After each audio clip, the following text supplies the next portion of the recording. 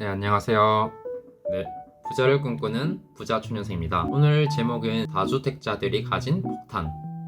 직설적으로 제가 표현을 해봤습니다. 오늘 다룰 영상은 제가 생각하는 다주택자들이 가지는 위험 요소에 대해서 말하고자 합니다. 저는 다른 영상에서도 말했듯이 21년 상승기 때 조금은 무리하게 부동산 투자를 하게 되어 현재 부동산 5채를 소유한 다주택자입니다. 다주택자 입장에서 생각하는 지금 시장에서 다주택자들이 가지는 리스크에 대해서 솔직하게 말해보겠습니다. 부동산 시장이 좋아서 어떤 부동산을 사더라도 가격이 오를 때는 부동산 불로소득이라는 말이 많았습니다. 이에 따라 부동산을 가진 사람들이 얻은 소득을 국가가 세금을 통해서 받아내야 된다고 말했죠. 바로 자유민주주의 국가에서 말이죠. 하지만 최근 좋지 않은 부동산 시장에서는 부동산은 불로소득이라는 말을 들어본 적 있으신가요? 지금 같은 시장에서 손해를 본 사람들에게 국가가 나서서 손해에 대해서 책임을 져줘야 한다고 주장하는 사람들은 없습니다. 오히려 부동산을 가진 사람들을 주변에서 안타까워하며 조롱하고 있는 경우가 많습니다. 이처럼 대다수의 사람들은 부동산을 통해 돈을 벌었다는 것에는 화를 내면서 돈을 잃었다는 것에는 이와 상반된 반응을 보입니다. 결국 당시 언론과 정치인들은 이러한 분위기를 이용해서 국민들을 편을 가르고 각자의 자신들의 이익을 취한 것이죠. 하지만 당시 전문가가 아닌 공부하고 있는 입장인 제가 보기에도 부동산은 절대 불로소득이 아닙니다. 불로소득이라는 것이 뭔가요? 노동의 대가로 얻은 임금이나 보수 이외의 소득을 말합니다. 여기서의 노동은 우리가 흔히 생각하는 근로소득을 말하는 것이겠죠. 하지만 자본주의 시장에서 부동산을 소유하고 있다는 것은 절대 공짜가 아닙니다. 재산을 소유하고 있다는 것에는 엄청난 사회적 책임을 요구합니다. 국가에 세금을 내야 하고 집수리 등 임차인의 요구에 대해서도 들어줘야 하죠. 지금 같은 시장이 좋지 않을 때는 부동산 소유 자체가 굉장히 큰 위험 요소라는 것입니다. 소유하고 있는 물건이 많으면 많을수록 리스크도 그만큼 크고 그에 따른 책임감도 클 수밖에 없겠죠. 반면 전세로 살면 장점이 많습니다. 취득세, 보유세, 종부세, 양도세 등 세금을 생각할 필요가 없습니다. 그리고 어떤 가격에 매도하고 다른 부동산을 취득할지에 대해서 고민할 필요도 없겠죠. 집에 문제가 생겼다면 그냥 임대인에게 전화해서 고쳐달라고 하며 비용을 청구할 수 있습니다. 사회도 임대인보다는 임차인 편입니다. 일반인들이 보기에도 다주택자 포지션을 취하고 있는 사람들이 돈이 많기 때문이라고 생각할 수도 있습니다. 하지만 저만 봐도 그런 것이 아님을 알 수 있습니다. 저는 단지 리스크를 받아들이고 레버리지를 활용해서 단시간에 많은 부동산을 소유하게 되었죠. 즉, 지금 시장을 버티기 힘든 임대인이 많다는 것입니다. 부동산을 소유하고 있는 것에는 어떤 위험이 요소가 있을까요?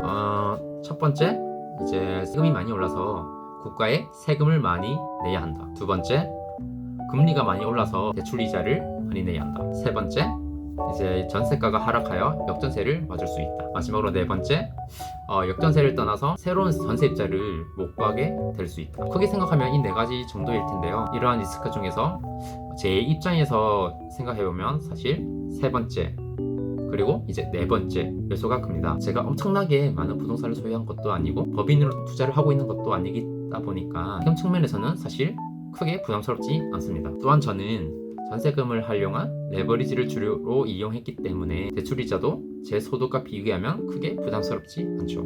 하지만 이제 올해 말에는 전세 세팅을 하고 2년을 도래하는 물건들이 많습니다. 지금 같은 분위기에서의 베스트는 임차인분들이 기존 보증금 그대로 계약갱신 청구권을 사용하는 거겠죠. 하지만 과연 그분들이 계약갱신 청구권을 사용할지는 미지수입니다. 그렇다고 그때 분위기에 매도를 할 수 있다는 보장도 없잖아요. 지금 시점에서 생각해보면 임차인분들이 가질 수 있는 선택지는 몇 가지 있을 텐데요. 첫 번째로 이제 그들이 주택을 매수해서 나간다입니다. 하지만 제 생각에는 이런 가능성은 낮다고 생각합니다. 가격이 오를 거라는 믿음이 있어야 사람들은 이제 집을 사는데요. 그 시작은 바로 다주택자들이겠죠. 지금 같은 시장이 지속된다면 과연 다주택자들이 진입을 할 수 있을까요? 조금 힘들지 않을까 생각합니다. 그렇다면 그분들이 가지는 선택지는 어떤 것이 있을까요? 더 저렴한 전세 또는 이제 월세겠죠. 지금은 전세가가 많이 떨어졌기 때문에 전세를 갈 수 있는 선택지가 많아졌습니다. 즉 이제 그들이 골라서 갈 수 있는 곳들이 많아지고 또한 그들이 원하는 것을 임대인에게 요구할 수 있게 되는 것입니다. 그들이 원하는 것을 임대인에게 더 많이, 더 어떻게 표현해야 될까요? 떳떳하게 이제 요구할 수 있게 되는 것이죠. 그에 따라 저한테 전세 보증금 반환이나 여골세 등을 요구할 수도 있고, 저는 또 새로운 전세입자를 구해야 하는 상황이 올 수도 있습니다. 다행히 지금 시점에서 제가 가진 대다수의 부동산들은 저렴한 물건들이 많겠다 보니까 전세가가 크게 하락한 물건이 많지는 않은데요. 사실 미래가 어떻게 될지는 아무도 알 수 없잖아요. 그렇다고 매도를 계획하고 있다 하더라도 매도를 할 수 있다는 보장도 없고요. 전세금 반환 대출을 통해서 반환하게 될 수 있을지도 모릅니다. 전세 수요가 없을지도 모르죠. 아무리 지금 규제, 세금, 대출이 완화되고 있고 좋아질 거라는 희망을 가지고 있다 하더라도 그것에만 기대할 수는 없습니다. 가장 중요한 것은 제가 결정하게 되는 그 시점의 분위기니까요. 그래서 지금 아무리 생각해도 다주택자들의 포지션은 절대 공짜가 아닙니다. 엄청난 리스크를 가지고 있다는 것을 잊어서는 안 되겠죠. 또 부동산 시장이 좋아지면 과거의 역사처럼 부동산 불로소득이라는 말이 많이 나올 텐데요. 부동산은 절대 불로소득이 아니라는 것을 지금 시점에서 언급하고 싶습니다. 저 또한 위험한 게임을 하고 있다는 사실조차도요.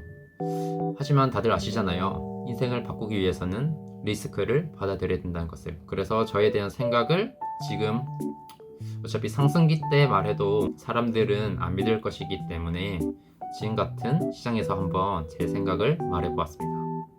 네, 그럼 지금까지 제 영상을 시청해주셔서 감사하고요.